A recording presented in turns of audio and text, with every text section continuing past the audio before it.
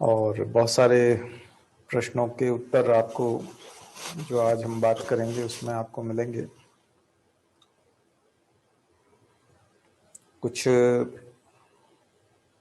सवाल जो है मन में उठते रहते हैं सभी के, और एग्जाम्स में भी उसका एक अच्छा आंसर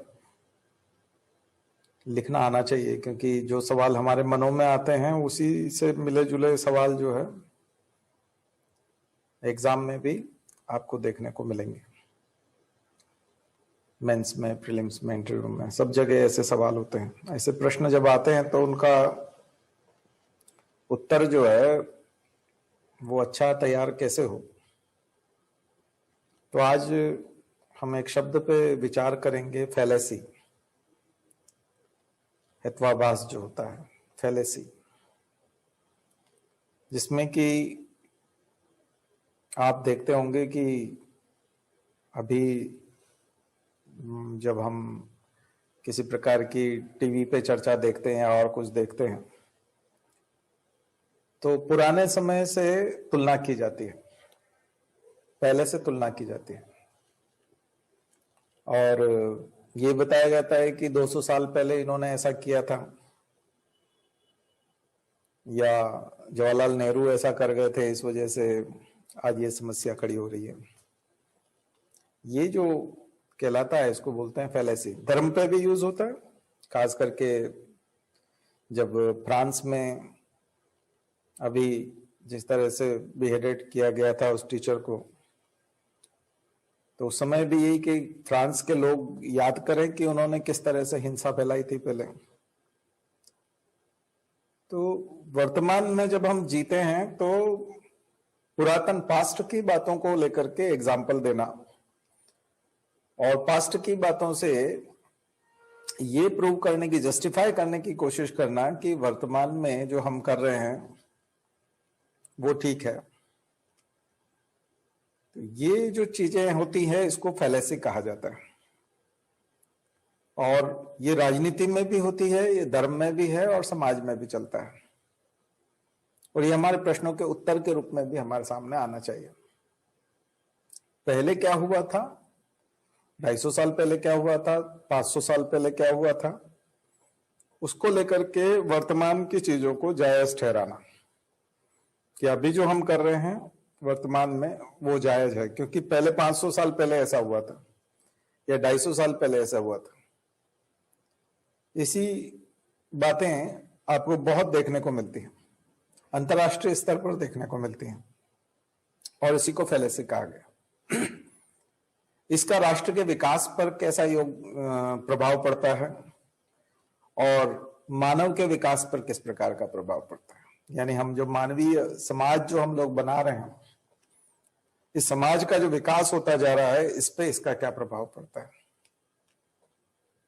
निगेटिव पड़ता है या पॉजिटिव पड़ता है, या इतिहास की गौरवमयी चीजों को याद करते हुए अपने आप को गौरवपूर्ण बताना, अपने आप को ऐसा बताना कि हम गौरवमयी इतिहास वाले हैं और हम श्रेष्ठ हैं और बाकी सब लोग बेकार हैं।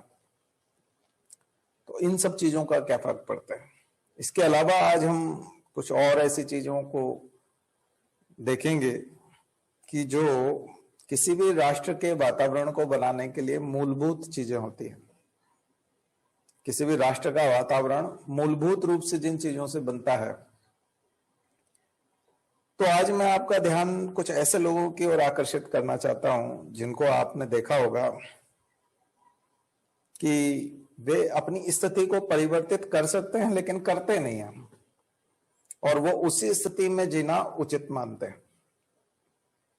तो यहां फैलेसी को हम लोग यूज करते हुए इस चीज को समझने की कोशिश करते हैं। जैसे आपने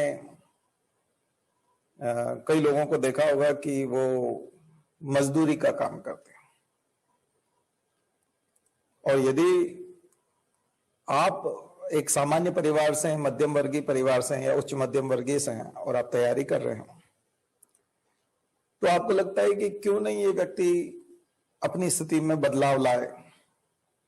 ये जितना कमाता है, अगर 400 रुपया रोज कमाता है तो 150 रुपया में खाना हो जाएगा उसका, बाकी का 250 रुपया बचा करके ये पढ़ाई क्यों नहीं कर लेता, या इसके परिवार के लोगों को पढ़ा क्यों नहीं देता, छोटे बच्चों को पढ़ा क्यों नहीं देता? अगली पीढ़ी इसकी सुधर जाएगी। 20 साल बाद, 30 साल बाद इसकी स्थिति काफी अलग होगी अगर ये पढ़ाई में इन्वेस्ट करने लग जाए।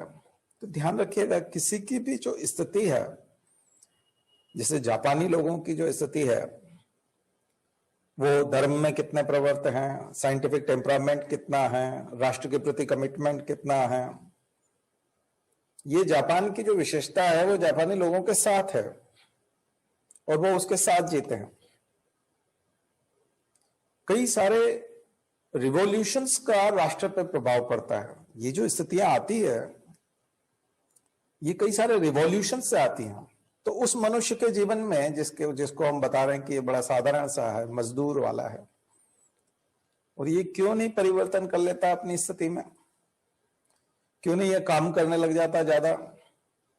ये 400 रुपए के बजाय 600 रुपया भी कमा सकता है।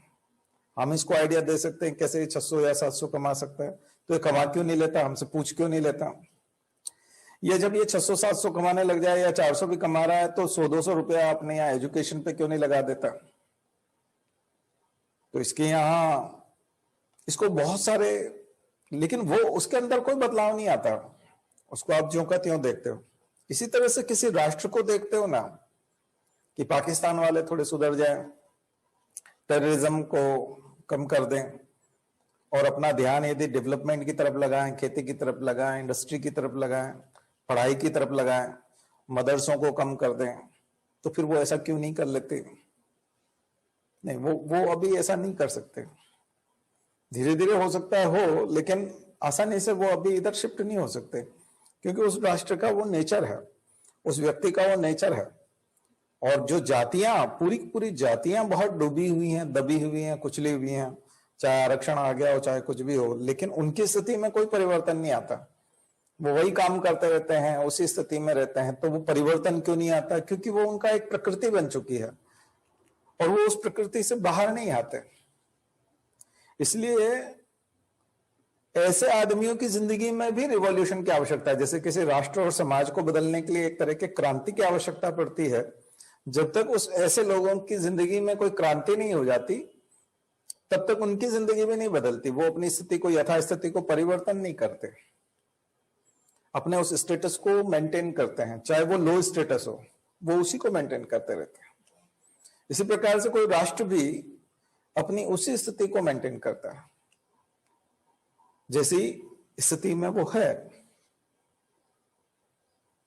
तो व्यक्ति की जिंदगी में जब रिवॉल्यूशन आता है, तो गांधी की जिंदगी में रिवॉल्यूशन आया था, गांधी की जिंदगी में बदलाव आया था जब उसने सत्यवादी हरिश्चंद्र नाटक देख लिया था। आपने सत्य के साथ मेरे प्रयोग वाला जो गांधी की ऑटोबायोग्राफी है, आत्मकथा है, अगर वो पढ़ी हो तो उसमें उन्होंने साफ साफ लिखा है कि मैंने सत्यवादी हरिश्चंद्र नाटक देखा, उसका मेरे जीवन पे इतना प्रभाव पड़ा कि मैंने सत्य को अपना लिया। कि मैं आज गांधी की हम जितनी भी आलोचना करते हैं वो इसी आधार पे करते हैं क्योंकि उनके द्वारा बोले गए सत्य हैं जो हमको पता चले। बहुत सारे लोगों की जिनकी हम तारीफ करते हैं, उन्होंने अपनी जिंदगी के बारे में बहुत कुछ झूठ कहा है हमको। अगर वो शायद अपनी जिंदगी की सारी सच्चाई हमारे सामने गांधी की तरह खोल के रख देते तो शायद हम उनसे नफरत कर रहे होते, लेकिन गांधी की तरह उन्होंने खोल के नहीं रखा अपनी जिंदगी को। उन्होंने ऑटोबायोग्राफी में भी बहुत सारी चीजें छुपाई और झूठ बताई है ताकि लोग जो है इज्जत करें। जनरली अपनी ऑटोबायोग्राफी में लोग ऐसी बातें रखते हैं जिसमें लोग इज्जत कर सकें, लोग सम्मान दें और सम्मान से देखें। ईमानदारी पूर्वक अपने बारे में सत्य आदमी नहीं बोलता, और ऑटोबायोग्राफी में तो बोलना चाहिए लेकिन नहीं बोलता। गांधी ने बोला और उसी की कीमत उस आदमी ने चुकाई कि आज बहुत सारे लोग उनके आलोचक हैं कि देखिए गांधी ऐसा था। तो गांधी ऐसा था, वो तो गांधी खुद बता रहे हैं ना आपको, तो ये तो महानता हुई कि गांधी खुद बता रहे हैं कि मैं इतना खराब भी था किसी समय में मैंने ये पाप भी किया है, किसी समय में मैंने ये काम भी किया है जो नहीं करना चाहिए था। ये बात भी तो गांधी ही आपको बता रहे हैं ना, किसी दूसरे ने आके तो नहीं बताई। तो गांधी की जितनी भी आलोचना होती है वो उनके खुद के द्वारा बताई गई बातों पे होती है, जो उन्होंने खुद ने बताया है, और बाकी लोगों की तारीफ इस आधार पे होती क्योंकि उन्होंने खुद ने बताया कि वो बहुत अच्छे हैं और उन्होंने कोई गलती नहीं की, उस आधार पे हम लोग उनकी तारीफ करते हैं। तो ये अंतर है। तो वो जो परिवर्तन उस आदमी की जिंदगी में आया एक नाटक देखने मात्र से, वैसा परिवर्तन जब तक उस व्यक्ति विशेष में नहीं आ जाता उस व्यक्ति का परिवर्तन नहीं होता। आंबेडकर दलित समाज में जो परिवर्तन लेके आया क्रांति के माध्यम से, तो आंबेडकर जैसा व्यक्ति किसी समाज में पैदा होकर के क्रांति नहीं कर देता, रिवॉल्यूशन नहीं कर देता, तब तक समाज में परिवर्तन नहीं आता। राजा राम मोहन राय, ईश्वरचंद विद्यासागर, दयानंद सरस्वती, स्वामी विवेकानंद, एनी बेसेंट और इन सब का नाम जो हम एक सीरीज में लेते हैं हिंदू धर्म में बहुत बड़े रेनेसां के लिए, उसको हम सामाजिक धार्मिक पुनर्जागरण कहते हैं। तो वो जो सामाजिक धार्मिक पुनर्जागरण का जो दौर चला है सोशल रिलीजियस वाला रेनेसां, उस रेनेसां के कारण जो परिवर्तन आया हमारे भारतीय समाज में, हिंदू समाज में, हमारी सोसाइटी में, हमारे धर्म में, जो कुरीतियों के खिलाफ, जाति प्रथा के खिलाफ, पर्दा प्रथा के खिलाफ विधवा विवाह होने लगे, कन्या भ्रूण हत्या होती थी या कन्या वध होता था, वो बंद हो गया। और उस समय में विडो रीमैरिज एसोसिएशन और ये और कन्याओं की शिक्षा, महिला शिक्षा के ऊपर जो काम हुए, ये सब उस रिवॉल्यूशन का परिणाम था जिससे भारतीय समाज और धर्म में परिवर्तन आया। इसका मतलब व्यक्ति की जिंदगी में भी परिवर्तन आते हैं, व्यक्ति की जिंदगी में भी रिवॉल्यूशन आते हैं। व्यक्ति की जिंदगी का जो क्रांति है वो उसको बदल के रख देती है, पूरी जिंदगी बदल के रखती है, क्योंकि उसकी जिंदगी में क्रांति आती है और वो वैचारिक क्रांति होती है। डेफिनेटली जो व्यक्ति की जिंदगी में बदलाव आता है वो विचारों के रूप में आता है, और विचार जब अंदर जाते हैं तो वो बदल के रख देते हैं। ठीक है, ऐसी ही क्रांतियां समाज के तौर पे हुई तो उन्होंने समाज को, जाति को, धर्म को और सबको बदल के रख दिया। धार्मिक परिवर्तन भी हुए, ये फ्रांस में भी हुआ। और राष्ट्र के तौर पे होते हैं तो उसमें आप अमेरिकन क्रांति जो हम लोगों ने बात की थी कि कैसे जो अमेरिका जो कॉलोनीज 13 कॉलोनीज का एस्टेब्लिशमेंट जो हमने बताया था आपको 16वीं 17वीं शताब्दी में, जब कोलंबस के जाने के बाद में जो 13 कॉलोनीज बनी थी, जिसमें आपको बताया था जॉर्जिया और न्यूयॉर्क और न्यू जर्सी और फिलाडेल्फिया और ये सारे जो कॉलोनीज हैं ईस्ट कोस्ट वाली, ये सारा ईस्ट कोस्ट की जो बसावट है और नीचे का फ्लोरिडा छोड़ करके, ये ब्रिटेन के अंदर किस प्रकार से था। और ब्रिटेन के यूके की जो संसद थी, यानी कि ग्रेट ब्रिटेन का जो संसद था, पार्लियामेंट था, वही इनका भविष्य निर्धारित करता था। ये सब लोग उसी को टैक्स देते थे। तो इन्होंने बोल दिया एक समय में कि हम अब नहीं देंगे टैक्स आपको, no taxation without representation. And Boston tea party आपको बताया 1773 में कि जिस तरह से चाय का एकाधिकार आपने ईस्ट इंडिया कंपनी में देखा, हम लोगों ने देखा 1793 का चार्टर एक्ट। तो ये बोस्टन टी पार्टी के माध्यम से वहां पर जो चाय के बक्से गिराए गए थे और एक क्रांति हुई। और उसके बाद जिस तरह से अंग्रेजों का जो यूके, जो ग्रेट ब्रिटेन था, यूके तो हम अभी बोलते हैं उसको, ग्रेट ब्रिटेन जो था, उसकी छवि से बाहर निकलने की कोशिश जब अमेरिका ने की अमेरिकन क्रांति के रूप में, तो आपने देखा एक जॉर्ज वाशिंगटन ने एक नया अमेरिका गढ़ा। और आज वो अमेरिका दुनिया का सबसे बड़ा ताकतवर देश है, दुनिया की सबसे ज्यादा जीडीपी है। तो उसके पीछे, इतना ताकतवर देश बनने के पीछे जो संस्कार या संस्कृति काम कर रही थी, वो एक रिवॉल्यूशन से जन्म हुई थी, अमेरिकन क्रांति से जन्म हुई थी। ये जो विचार काम कर रहे थे, जो संस्कार काम कर रहे थे, वो कहां से निकल करके आए थे और किसका प्रभाव पड़ा था? फ्रांस का प्रभाव पड़ा था। फ्रांस ने ही उनको स्टैच्यू ऑफ लिबर्टी गिफ्ट किया था, न्यूयॉर्क में स्थापित जो है। और फ्रांस को ये सब कहां से सीखने को मिला? जब उन्होंने अपने क्लर्जी और एरिस्टोक्रेट्स के अगेंस्ट क्रांति की और जो वहां के किंग थे उनको गिलेटिन कर दिया, उनको खत्म कर दिया, तमाम धार्मिक जो नेता थे उनको खत्म कर दिया, तमाम जो एरिस्टोक्रेट्स थे उस समय के फ्यूडल लॉर्ड्स थे उनको खत्म कर दिया। और जब उन सबको खत्म करके फ्रांस ने स्वतंत्रता की स्थापना की, समानता की स्थापना की और फ्रेटर्निटी, भाईचारे की स्थापना की और सेक्युलरिज्म की स्थापना की, उसके साथ फ्रांस की एक संस्कृति शुरू होती है। फ्रेंच रिवॉल्यूशन के बाद वो जो कल्चर डेवलप हुआ, उससे फ्रांस एक डेवलप्ड कंट्री बना और आज वो यूनाइटेड नेशंस की सिक्योरिटी काउंसिल का मेंबर भी है और बिग 5 में भी आता है। एक तरह से वो दुनिया की 5 महाशक्तियों में भी आता है। और उसी ने प्रेरणा देकर के एक तरह से उस समय में यूएस में अमेरिकन क्रांति को प्रेरणा दी। तो अमेरिका का रिवॉल्यूशन आप देखते हैं, ब्रिटेन में इंडस्ट्रियल रिवॉल्यूशन देखते हैं आप, क्योंकि ये सारे झगड़े इंडस्ट्रियल रिवॉल्यूशन के बाद में जब कैपिटलिज्म की शुरुआत हुई तो वहां से शुरू होते हैं। इसी प्रकार से रशियन रिवॉल्यूशन देखते हैं। रशिया का जो निर्माण, मॉडर्न रशिया का जो निर्माण है, वो जार के शासन से बाहर आकर के रशियन रिवॉल्यूशन के माध्यम से निकल करके आता है। चाइनीज रिवॉल्यूशन भी है, लेकिन चाइना ने अभी तक कम्युनिस्ट पार्टी के अधीन ही अपने आप को रखा और वो अपने उस रूप में, आपको लगता है कि कभी वो दूसरे विकसित देशों की तरह अमेरिका से और दूसरे देशों से ग्लोबलाइजेशन में या किसी भी मायने में बहुत ज्यादा आगे निकल जाएगा? नहीं, वो सहन ही नहीं कर सकता, व्यक्तिगत स्वतंत्रता को सहन नहीं कर सकता।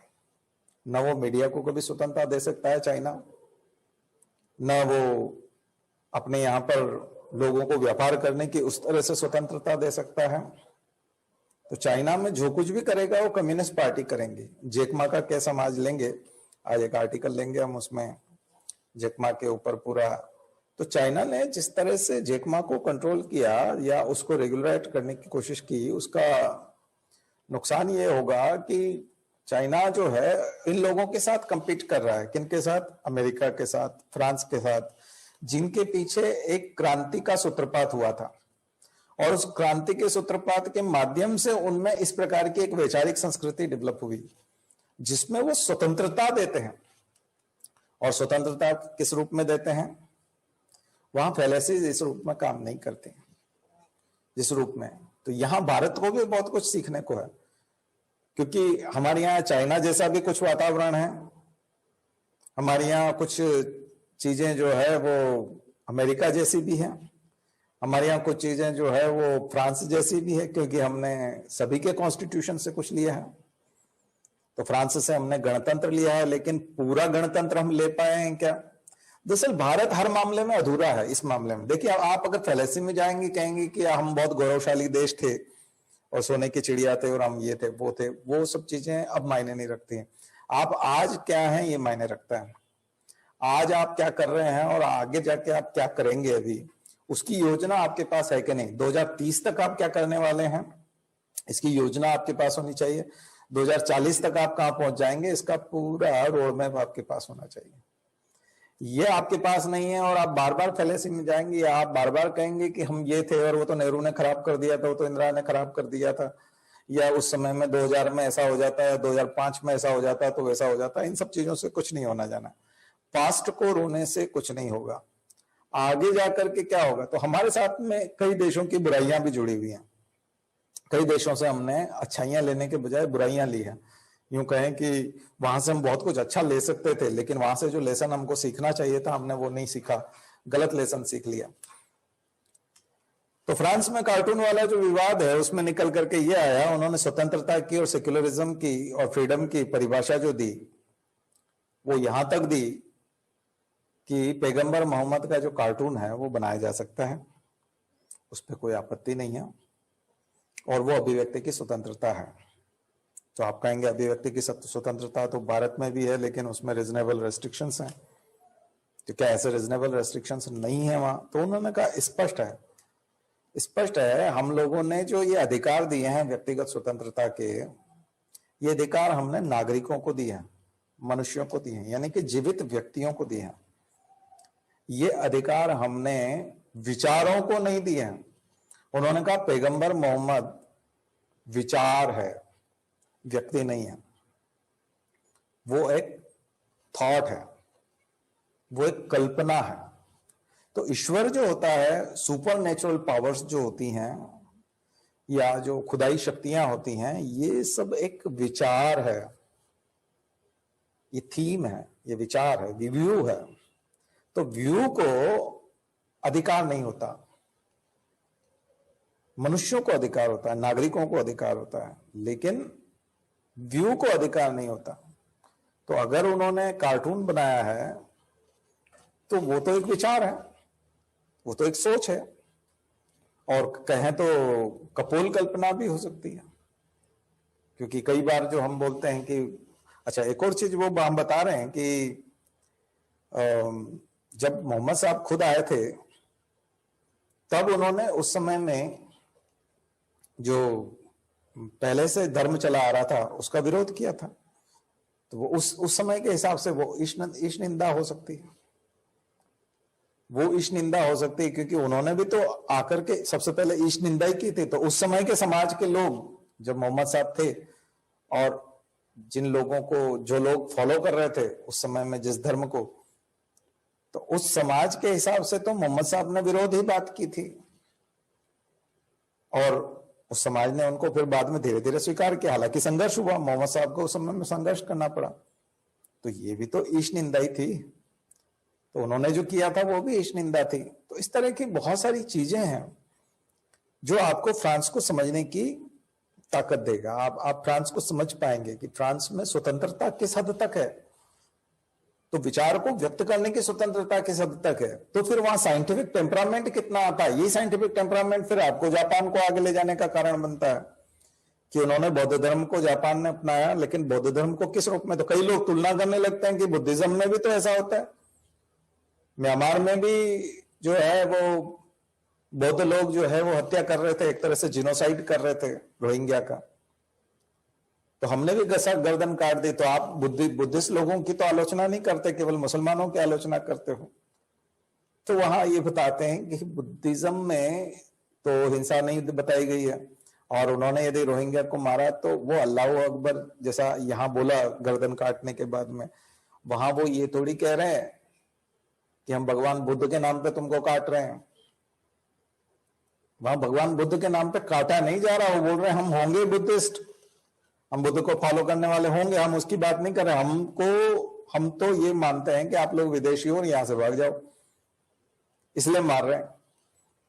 तो बुद्धिज्म के कारण नहीं मार रहे, वो अपनी एथनिक दूसरी प्रॉब्लम है। इसी तरह से और दूसरे समय में जो जिनोसाइड हुए उनको जस्टिफाई करने की कोशिश होती है कि वहां ऐसा हो रहा था इसलिए हमने ऐसा किया, उन्होंने ऐसा किया था इसलिए हम ऐसा करेंगे। ये जो फैलेसी होती है ये समाज को बहुत पीछे ले जाती है, उससे किसी भी राष्ट्र का विकास नहीं हो सकता। तो राष्ट्र के विकास के लिए जो वातावरण चाहिए, वो वातावरण, वो कल्चर, वो संस्कृति, वो पर्यावरण कैसे तैयार होगा। राष्ट्र के विकास के लिए तो विकसित देशों के पर्यावरण को यदि आप देखोगे तो उसमें स्वतंत्रता बहुत हद तक है, बहुत ज्यादा स्वतंत्रता है। और जब इतनी स्वतंत्रता होती है तब जाकर के वो कल्चर डेवलप होता है। क्यों, आपने कभी विचार क्यों नहीं किया कि हमारे यहाँ पर जो आईटी प्रोफेशनल्स तैयार होते हैं, जो साइंस में, इंजीनियरिंग में डॉक्टर्स और तमाम क्षेत्र में, साइंस के अलग अलग फील्ड में जो एक्सपर्ट्स तैयार होते हैं, वो यहाँ से पलायन क्यों कर जाते हैं, क्यों यहाँ से चले जाते हैं और फिर वहां जाकर के नोबेल प्राइज ले लेते हैं। बाद में जाकर हम उनको भारत रत्न देते हैं, लेकिन जो भी अच्छी प्रतिभा होती है, जो भी टैलेंट होता है, वो यहाँ घुटन महसूस क्यों करता है, भारत में क्यों नहीं रहता। बाहर जाकर के हम दूसरे देशों को विकसित करने की बात करते हैं। हम देखते हैं कि जो भी कलाकार है, जो भी पेंटर है, सैयद हैदर रजा थे या जो भी, वो सब वहां जाकर के क्यों बस जाते थे, फ्रांस में जाकर के क्यों बस जाते थे। क्योंकि फ्रांस में कला का सम्मान है, उनका जो प्रेजेंटेशन होगा उसको लोग सम्मान देंगे। यह हमारे आर्ट गैलरी का उतना ज्यादा इंपॉर्टेंट नहीं है, इंपॉर्टेंस नहीं है। अमेरिका में प्रतिभा, टैलेंट इसलिए चली जाती है क्योंकि वहां पर स्कॉलरशिप है, लेबोरेटरी है, काम करने की स्वतंत्रता है, आपके ऊपर बाउंडेशंस नहीं है, बैरियर नहीं है, आपको रेगुलेट नहीं किया जा रहा उतना, और एक काम करने का वातावरण दिया जा रहा है। इस वजह से लोग वहां जाते हैं और सक्सेस हो जाते हैं, और वो उस देश की प्रगति में विश्वास रखते हैं। जैसे कमला हैरिस की माँ जो है वो कैंसर स्पेशलिस्ट थी और वहां गई वो रिसर्च करने के लिए और ज्यादा आगे, और वो वहीं की निवासी हो गई, और वहां जिस बच्ची को जन्म दिया आज वो उपराष्ट्रपति है। और चूंकि उनका जन्म वहां हुआ है तो केवल मेंबर ऑफ पार्लियामेंट या रिप्रेजेंटेटिव बन के तो रहेंगे नहीं, अब उपराष्ट्रपति बनी है तो राष्ट्रपति भी बन सकती है। तो ये जो अपॉर्चुनिटी है ये उनको भारत में मिल रही थी क्या? भारत का वातावरण महिला विरोधी था, महिलाओं को इतना आगे बढ़ने को भारत में नहीं है, सामान्य महिलाओं को। इंदिरा गांधी की बात मत कीजिए कि वो प्रधानमंत्री थी, वो नेहरू की लड़की थी और नेहरू ने उनको बेटा मान करके एक तरह से पाला पोसा बड़ा किया। नेहरू की विरासत जो है इसी रूप में देखने को मिलती है, किसमें? इंदिरा गांधी के रूप में देखने को मिलती है। तो उसकी बात हम लोग नहीं कर सकते, उस परिवार का पूरा एक अलग वो चला जाएगा बैकग्राउंड। लेकिन सामान्य महिलाओं को क्या इतनी इजाजत होती है कि वो इतनी आगे बढ़े? और इस रूप में सामान्य परिवारों के माहौल की बात करें तो सामान्य परिवार में हमारे यहाँ जो जब तक ये एटमॉस्फेयर नहीं आएगा, हालांकि ऐसा नहीं है कि वहां काले लोगों के साथ भेदभाव नहीं होता था, वहां काले लोगों के साथ जबरदस्त भेदभाव होता था, लेकिन क्रांति के बाद में वहां के माहौल में बदलाव आया। देखिए, इस बात की सच्चाई को तो मानना पड़ेगा कि अमेरिका विकसित देश है और हमसे 10 गुना इकोनॉमी वाला है, हमसे 10 गुना बड़ी इकोनॉमी है, 10 टाइम्स, और हमसे 5 गुना कम उनके पास जनसंख्या है, 4 गुना कम जनसंख्या है। यानी कि जनसंख्या में हमसे 4 गुना कम है, हमारी 25% पॉपुलेशन उनके पास है, और 10 टाइम्स बड़ी इकोनॉमी है। तो जनसंख्या के हिसाब से देखें तो 4 गुना कम और 10 टाइम्स बड़ी, तो ये 40 गुना हो जाता है प्रति व्यक्ति के हिसाब से, लगभग 40 गुना हो जाता है भारत से। यानी एक आदमी को जितने इकोनॉमिक रिसोर्सेज और जो विकसित देश होने के नाते जो फायदा मिलना चाहिए, तो भारत में यदि 1 मिल रहा है तो अमेरिका में प्रति व्यक्ति वो 40 मिल रहा है। तो वो सारी चीजें फिर शिक्षा में भी आएंगी, वो सुविधाओं में भी आएंगी, तमाम एमेनिटीज में आएंगी, हेल्थ वाले इश्यूज में भी आएंगी, सभी तरफ उसका फायदा होगा। या ट्रिकल डाउन को भी मान ले तो भी वहां के कैपिटलिस्ट प्लूटोक्रेट्स भी यदि कुछ डिवोल्यूशन करते हैं किसी भी चीज का, तो वो वहां तक जनता तक पहुंचता है, छोटे छोटे व्यक्ति तक पहुंचता है, स्थानीय लोगों तक पहुंचता है। तो अमेरिका को इस मामले में मानना पड़ेगा। तो क्या वो जो बना है वो कम जनसंख्या और केवल इसी कारण से वो सब बन गया है, या और कोई कारण है? डेफिनेटली नेचुरल रिसोर्सेज उसका एक कारण हो सकता है, लेकिन सबसे बड़ा कारण आज आपको मैं बताने वाला हूं, वो है वहां की संस्कृति, वहां का कल्चर, काम करने का कल्चर, आगे बढ़ने का कल्चर, ओपन एजुकेशन, सोचने का, रैशनल थिंकिंग, रैशनलिटी। ये चीजें जो है, ये जो बढ़ावा मिला है हमारे यहाँ, अगर हम कहें कि हम बहुत गौरवशाली इतिहास से थे और सब कुछ था और वो सब ठीक है, अच्छी बात है, हम लोग पढ़ते भी हैं, इतिहास बहुत गौरवशाली है, लेकिन जो हमारी गुलामी के इतने साल रहे हैं और खुद अंग्रेजों ने जो हमारा शोषण किया है, वेल्थ ड्रेन जो हुआ है, तमाम चीजों की वजह से, जिस भी कारण से, लेकिन आज हमारे पास वो कल्चर की कमी है। क्योंकि हमारे यहाँ पे भी फ्रांस में जिस तरह से हम मुस्लिम कट्टरता के विरोध करते हैं, वैसे हमको यहाँ पे भी धार्मिक कट्टरता का विरोध करना पड़ेगा। धार्मिक कट्टरता के साथ में, जैसे मैं बता रहा हूं आपको कि चीन जो है उस स्थिति में पहुंचने में चीन को दिक्कत आएगी, चीन को उस स्थिति में, अमेरिका वाली स्थिति में पहुंचने में दिक्कत आएगी, क्योंकि चीन बहुत सारी रूढ़िवादियों से, बहुत सारी रूढ़िवादिता उसके यहाँ है, उसका जो स्टीरियोटाइप्ड कम्युनिस्ट बिहेवियर है उससे बाहर जब तक वो नहीं आ जाता तब तक वो उस तरह से ग्लोबलाइज नहीं होगा। क्योंकि अभी उसने ह्यूमन राइट्स का वायलेशन करके, बहुत सारी चीजों का डेटा छुपा करके, ट्रांसपेरेंसी नहीं रखी उसने, और पूरी दुनिया से अलग रह करके जैसे तैसे उसने डेंजोपिंग, जो डेंजिनवाद है ना, डेंगिनिज्म, डेंजियम, डेंगीबाद जिसको कह सकते हैं, उसके तहत निश्चित रूप से वो आपको लगता है कि वो बहुत सफल देश है और उसने औद्योगिक उत्पादन बहुत बढ़ा लिया और सप्लाई चेन का बहुत महत्वपूर्ण स्थान बन के रह गया। लेकिन चीन को यदि वाकई में विकसित होना है ह्यूमन राइट्स के मामले में भी, इसलिए चीन अमेरिका की बराबरी कभी नहीं कर सकता। उसको जो स्टेच्यू ऑफ लिबर्टी है उसका इंपॉर्टेंस जब तक समझ में नहीं आएगा, लिबर्टी का इंपॉर्टेंस जब तक समझ में नहीं आएगा चीन को, तब तक उसका वाकई में विकास नहीं हो सकता।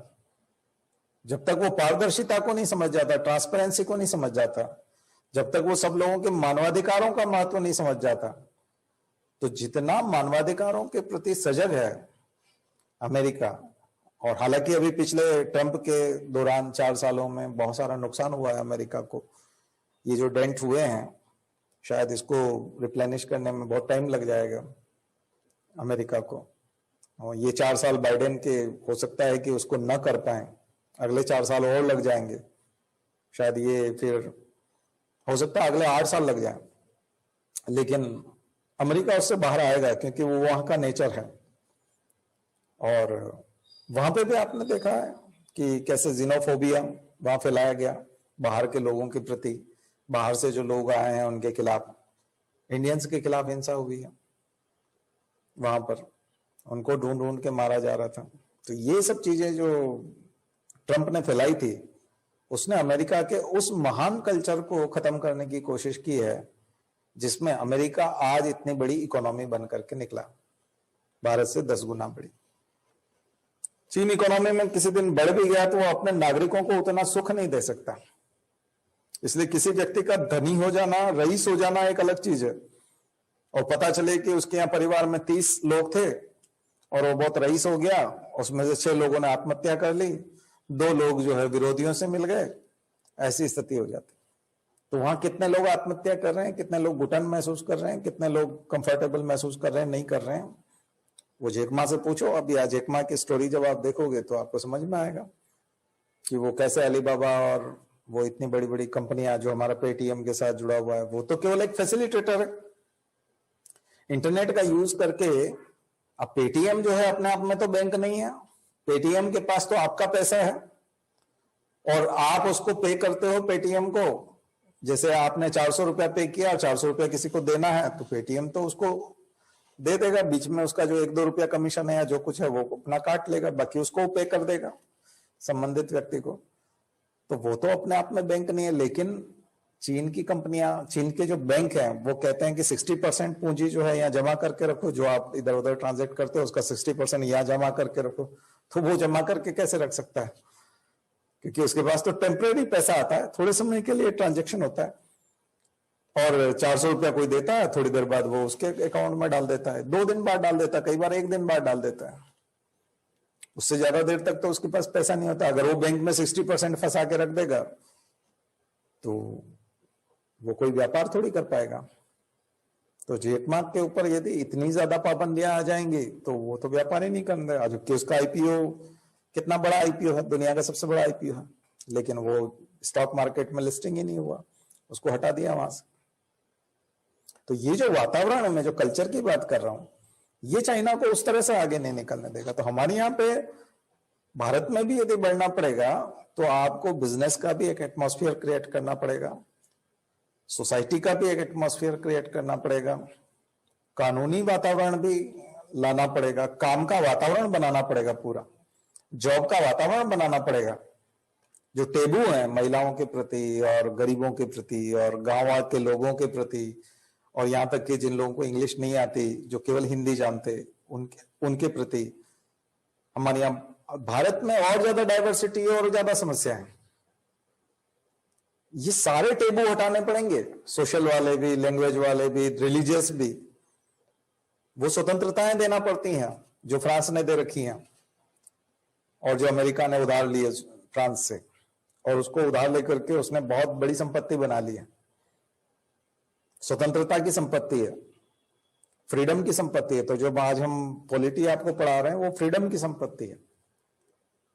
और आप कहेंगे कि नहीं थोड़ा रिलीजियस जो है डाइटीज हैं और उनके प्रति तो सम्मान रखना पड़ेगा और बहुत जरूरी, उसके बिना तो नहीं हो सकता। तो आपको देखना पड़ेगा कि फिर उससे क्या आप डेवलप हो सकते हैं, केवल उसी से डेवलप हो सकते हैं क्या, उससे काम चल जाएगा? सोसाइटी को कुछ देने की जरूरत नहीं, सोसाइटी जैसी भी है वो आगे बढ़ जाएगी। आर्थिक स्वतंत्रता की कोई आवश्यकता नहीं, इस तरह से कुछ करने की जरूरत नहीं है।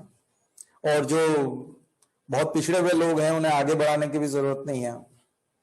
नहीं, भारत में कई तरह की असमानता है, हमारी इनइक्वालिटीज ज्यादा है, असमानताओं की संख्या ज्यादा है, डाइवर्सिटी ज्यादा है, हमारे बिलीव्स में बहुत ज्यादा डाइवर्सिटी, अलग अलग तरह के बिलीव्स हैं।